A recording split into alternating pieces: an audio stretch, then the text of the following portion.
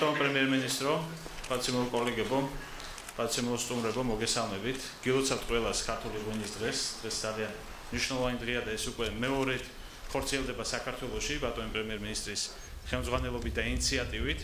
ძალიან მნიშვნელოვანი დათხოვა დღევანდელი დღე და ამ ცენტრის გახსნა, ღვინის ცენტრის გახსნა, რომელიც ემსახურება ღვინის ხელშეწყობას, პოპულარიზაციას. მე მინდა ყველა სტუმარს დიდი მადლობა გადაუხადო მობრძანებისთვის, იმიტომ რომ მნიშვნელოვანია თითოეული თქვენთაგანის მხარდაჭერა. მნიშვნელოვანია დარგის წახალისების კუთხით ყველა ღონისძიების გადარება მაქსიმალურად, განსაკუთრებით ეს პასუხისმგებლობა გვეკისრება ჩვენ. მე მინდა ბატონ პრემიერ-მინისტრს ვთხოვო სიტყვა და ჩვენ მოგვიანებით გვექნება შესაძლებლობა დავათვალიეროთ შეგნით განახლებული ოფისები, განახლებული სადეგუსტაციო სივრცე, აუდიტორია, ენოთეკა და ასევე მუზეუმი, რომელიც არის რა თქმა უნდა ყველაზე მნიშვნელოვანი კომპონენტი ამ შენობაში. ბატონო ირაკლი, გთხოვთ.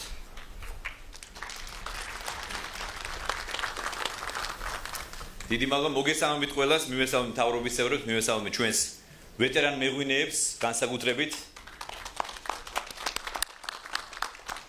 ჩემთვის ორმაგად საცხარულოა რომ ამ დღეს ჩვენს ვეტერან მეღვინეებთან ერთად აღნიშნავთ ღვინის დღეს, რომელიც უკვე მეორედ აღინიშნება საქართველოში. როგორც ბატონო მინისტრმა აღნიშნა, ეს ჩვენ დავიწყეთ გასულ წელს, ჩვენ გასულ წელს დავაარსეთ ქართული ღვინის დღე. ჩვენი მიზანი არის ის, რომ კიდევ ერთხელ მთელ სოფლიოს შევახსენოთ, რომ საქართველო არის ვაზის და ღვინის სამშობლო. რომ აქ ამ მიწაზე უკვე 8000 წელია იწარმოება ღვინო. და სწორედ ეს ტერიტორია, ეს ადგილი გახავთ ადგილი, რომელმაც სახელი გაითქვა როგორც ასე თქვათ ღვინის აკვანმა. ასე რომ მე მინდა კიდევ ერთხელ ყველას მოგესალმოთ, მოგილოცოთ დღევანდელი დღე. აქვე მინდა აღნიშნო, რომ მე რამდენიმე წლის წინ მქონდა შეხვედრა ამერიკაში ერთ-ერთ ადამიანთან და მე მინდა ისტორია მოგიყვეთ. რომ ამერიკის ერთ-ერთ უნივერსიტეტში, კერძოდ კალიფორნიაში, ღვინის ისტორია იწყება საქართველოში. ანუ ასწავლიან ღვინის ისტორია საქართველოს ისტორიით. ასწავლიან, რომ სწორედ ღვინის წარმოება პირველად საქართველოში დაიწყო 8000 წლის წინ. ასევე განსაკუთრებული მნიშვნელობა ენიჭება იმას, რომ ჩვენთან დღემდე შემორჩენილი არის, შემონახული არის ღვინის დაყენების წარმოების ტრადიციული მეთოდები. ეს არის ასევე ქვევრის ღვინო, რომელსაც იუნესკომ მიანიჭა არამატერიალური კულტურული მემკვიდრეობის ძეგლის სტატუსი გასულ წელს და სხვა შორის ჩვენი მთავრობის დამსახურება არის, რომ ამ სტატუსს ჩვენ მივახციეთ და ეს არის ძალიან მნიშვნელოვანი ჩვენი ქვეყნისთვის. მე მინდა ასევე მივესალმო დელეგაცია ჩინეთიდან, რომლებიც ამ დღის აღსანიშნავად სპეციალურად ჩამოვიდნენ საქართველოში. გთხოვთ მივესალმოთ.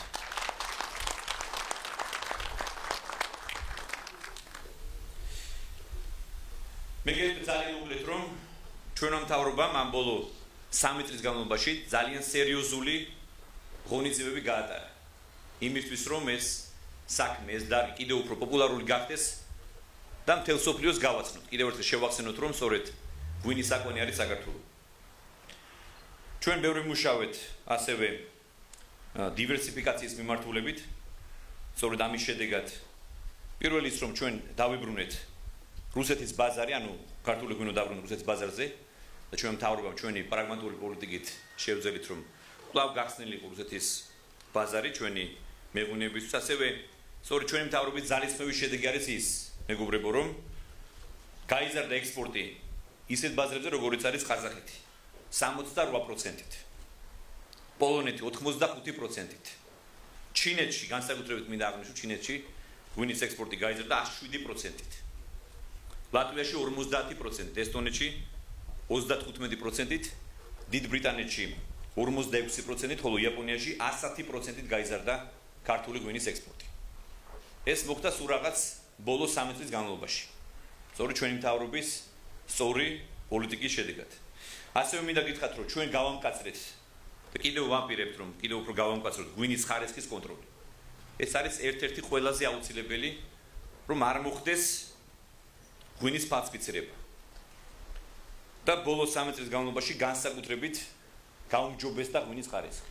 ბოლო წლებში და განსაკუთრებით ბოლო წლებში, ბოლო 2-3 წლის განმავლობაში საგრძნობლად გაუმჯობესდა. ასევე მინდა გითხრათ ყველა შევახსენო, რომ ჩვენ სამ პატარა მიწაზე ვაზის კულტურის 500-ზე მეტი სხვადასხვა სახეობა არსებობს, სხვადასხვა ჯიში არსებობს. და მე აქვე მინდა განსაკუთრებით დავნიშნო ბატონი ბიძინა ივანიშვილის დამსახურება. რატომ? იმიტომ რომ სწორედ მისი დამსახურება არის ის, რომ ჩვენს თაობას და ჩვენს მოთაობებს შემოინახებათ 500-ზე მეტი ადგილობრივი ჯიშის ვაზი. მოგესწრებათ, რომ სწორედ ბატონ ბიძინა ივანიშვილის ინიციატივით და მისი დაფინანსებით წლების წინ ჯერ კიდევ 7-8 წელს როცა წინამთავრობა ფაქტურად არ აქცევდა არავითარ ყურადღებას მეღვინეობის განვითარებას, სწორედ მან ჯიღაურაში დააფუძნა სანერგე მეურნეობა, ეს არის ულტრა თანამედროვე მეურნეობა, სადაც რამდენიმე 10 მილიონი დოლარი არის ინვესტირებული. იქ არის შექმნილი თანამედროვე ლაბორატორია და ადგილზე ახლა არის ჯიღაურაში 800-მდე სახეობის ვაზის უნიკალური ჯიში. აქედან 500-მდე არის ქართული ჯიში და ნერგების მოყვანა ხდება, იქ წარმოება ხდება და 300-მდე დაახლოებით ევროპული ჯიშის ვაზის ნერგი. და აქვე შეგახსენებთ, რომ ეს მეურნეობა უსასყიდლოდ გადმოეცა აჩუკა ბატონმა ბიძინამ სახელმწიფოს. ასე რომ მე მინდა კიდევ ერთხელ მადლიერებით აღნიშნო ეს დიდი საქმე. ასე მინდა გითხრათ, რომ დღეს როგორც უკვე ბატონმა მინისტრმა აღნიშნა, ჩვენ დღეს ხვნით ქართული ღვინის ახალ ცენტრს, ასევე ხვნით განახლებულ ენოთეკას, განახლებულ სადეგუსტაციო და სასწავლო დარბაზს, ასევე სამუზეუმ ნაწილს და ყველა დაინტერესებულ პირს შეუძლია ნახოს საინტერესო ექსპონატები, რომელიც არის თავმოყრილი ამ ცენტრში, ასევე მთელი ღვინის, ქართული ღვინის ისტორია. მე ბევრს აღარ გავაგრძელებ, უბრალოდ მინდა კიდევ ერთხელ შეგახსენოთ, რომ ჩვენ უკვე მესამე წელია წარმატებულ რთულს ვატარებთ საქართველოში. და როცა ვამბობ, რომ ეს არის წარმატებული, მე აქ რა თქმა უნდა მომყავს ფაქტები და ის მონაცემები, რომელიც ჩვენ გვაქვს. წელს ასევე ძალიან ბარაქიანი რთული ჰქონდა, მინისტრის მონაცემებით უკვე 100,000 ტონაზე მეტი ყურძენი არის გადამუშავებული დღეის მდგომარეობით და ეს მონაცემები ყოველდღიურად იცვლება. მე მინდა ასევე შეგახსენოთ, რომ სახელმწიფო ჩაიბარებს ყურძნის იმ ჭარბ რაოდენობას, რომელსაც კერძო სექტორი არ ჩაიბარებს, ან ვერ ჩაიბარებს. თეთრი ყურძნის შემთხვევაში, როგორც უკვე იცით, ჩვენ სახელმწიფო ვუხდით 60 თეთრს, ასევე შავ ყურძენში საფერავზე საუბარი 85 თეთრს. ეს არის მინიმალური ზღვრული ფასი, რომელსაც სახელმწიფო უხდის იმ შემთხვევაში, თუ სხვა კერძო კომპანიები ვერ ჩაიბარებენ ყურძენს. და რა თავარია, ჩვენი მთავარი ასე ვთქვათ, ამოცანა იყო ის, რომ გლეხს აღნიშნული ფასების პირობებში მიიღო 100%-იანი მოგება დაახლოებით. ეს არის ასე ვთქვათ ჩადებული ამ ტარიფში. ასევე გეტყვით, რომ სულ რაღაც 3 წლის განმავლობაში რთველის დროს 300 მილიონ ლარამდე ღირებულების ყურძენი გადამუშავდა. ანუ რეალურად 300 მილიონ ლარი შევიდა ჩვენი ქართველი მევენახეების, ფერმერების, გლეხების ოჯახში. ეს არის ის მართლა ძალიან დიდი საქმე, რომელსაც ჩვენ ყველამ ერთად მივახციეთ. ასევე გეტყვით, რომ აგროდაზგვის პროგრამით საერთო ჯამში 182 მილიონ ლარზე მეტი ღირებულების აგრო რისკი არის დაზღვეული. და აგროდაზგვა არის ძალიან მნიშვნელოვანი, მე მინდა კიდევ ერთხელ მადლობა გადაუხადო მინისტრს დანელიას, რომელმაც ეს პროგრამა წამოიწყო. აგროდაზგვა არის ერთ-ერთი ასე ვთქვათ საჭირო კომპონენტი. ასევე გეტყვით, რომ დამონტაჟდა ცეცხლის საწინააღმდეგო სისტემა, რომელშიც ჩვენ სახელმწიფო 14 მილიონ ლარზე მეტი გადავიხადეთ. საერთო ჯამში 30-ჯერ მოხდა ცეცხლის პრევენცია. რა თქმა უნდა 100%-ით ვერ იქნა, ეს თავიდანვე იყო ცნობილი, რომ 100% ვერ იქნებოდა რისკების აცილება. თუმცა 90-95% ის რაც იყო თავიდანვე გათვალისწინებული, ამის პრევენცია მოახდინეთ. და ბოლოს გეტყვით, რომ მეურნეობის დარგის ხელშეწყობის 150 მილიონ ლარამდე ცეცხლი არის გაცემული. ხოლო ღვინის ექსპორტიორ კომპანიებზე 40 მილიონ დოლარის ცეცხლი არის გაცემული. ასევე ჩვენი მთავრობის დახმარებით ჩვენ დავაფინანსეთ 20 ახალი საწარმო მეურნეობის მიმართულებით. ასევე დაფინანსებული არის არსებული საწარმოების და ქარხნების გაფართოება, რაც ბუნებრივი მოსავლის რეალიზაციისთვის ყველაზე მნიშვნელოვანი ხელშემწყობი არის. და ბოლოს კიდევ ერთხელ შეგახსენებთ, რომ სუბსიდიის თანხა, რაც იყო ამ ბოლო დროს საუბარი, უკვე მე-13 წელი არ შესულა. ანუ მთავრობამ დააწესა სუბსიდია ყურძენზე. თეთრი ყურძენის შემთხვევაში 15 თეთრის ოდენობით, ხოლო შავი ყურძენის შემთხვევაში 35 თეთრის ოდენობით. ასე რომ ეს არის მე ვფიქრობ სერიოზული დახმარება ჩვენი მევენახეობისთვის, ჩვენი გლეხებისთვის და მიმაჩნია რომ ამ დაგჭირდება სერიოზული ხელშეწყობა. და ბოლოს მე მინდა კიდევ ერთი სასიამოვნო სასიხარულო ინფორმაცია გაცნობოთ თქვენ. ბატონი მინისტრი, ასევე მთავრობის სხვა წევრებიც მუშაობენ აქტიურად ქართული ღვინის მუზეუმის შექმნაზე და მშენებლობაზე. ამისთვის ჩვენ შევარჩიეთ სპეციალური ადგილი, ეს არის ჩემს მეხსენებული ჯიღაურის მეურნეობა და ის ტერიტორია, რომელიც საჩუქრად გადმოეცა ბატონ ბიძინა ივანიშვილის მიერ სახელმწიფოს. ჩვენ ვცდილობთ რომ იქ ავაშენოთ უნიკალური ქართული ღვინის მუზეუმი, სადაც წარმოჩენილი იქნება სწორედ ის, რაზე ჩვენ ვისაუბრეთ. ის რითაც ჩვენ ვამაყობთ, ანუ ეს არის 800 წლიანი ისტორია ქართული ღვინის წარმოების, თუ ამარავის სხვა ასე ვთქვათ ექსპონატი იქნება და არტეფაქტები იქნება გამოფენილი, ამაში ქართული ეროვნული მუზეუმის დირექტორიც აქტიურად იქნება ჩართული, ბატონი დავითი ორთქფანიძე და მიმაჩნია რომ ეს იქნება ძალიან საინტერესო ადგილი ჩვენი ტურისტებისთვის და არა მარტო ტურისტებისთვის, ყველასთვის. პირველ რიგში ჩვენთვის, ქართველების, ვინაიდან ჩვენ ხანდახან გვავიწყდება თუ რა ქვეყანა გვაქვს, თუ რაოდენ დიდი ისტორიის და კულტურის ქვეყანა ვართ. კიდევ ერთხელ გილოცავთ ყველას, მადლობთ. დიდი მადლობა ბატონო პრემიერ-მინისტრო.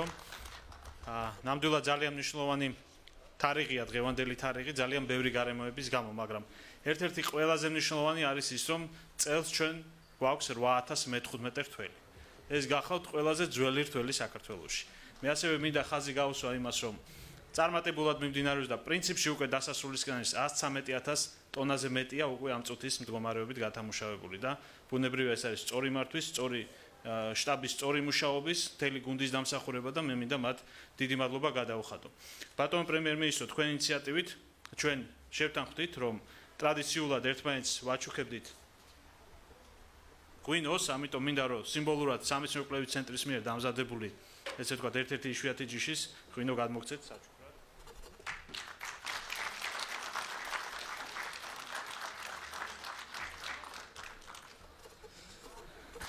ეხლა კი შეგვიძლია ჩვენ შევიდეთ და დავათვალიეროთ ინტერიერი. დიდი მადლობა.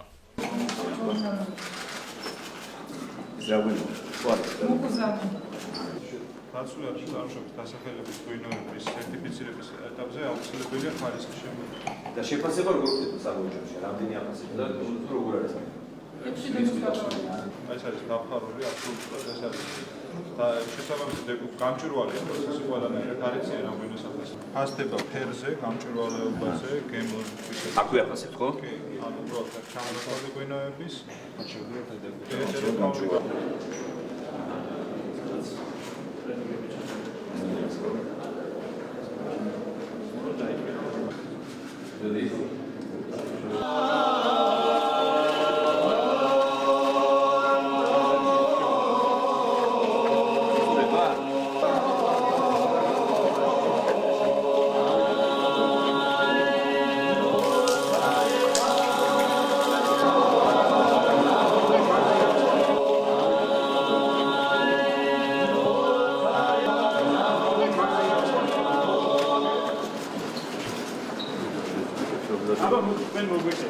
ეს ადამიანი არის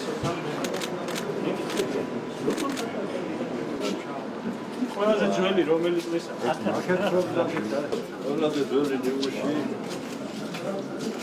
1900 ასაკი საქართველოს ესე უნდა ჩავიდეთ და უნდა დავაწყოთ.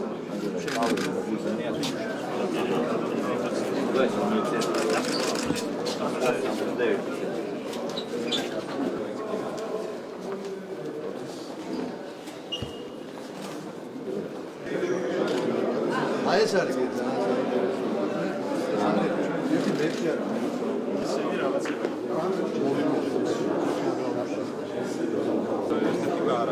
ძალიან ბევრი კარგი რაღაცა. ძალიან მაგარია, ბიჭო.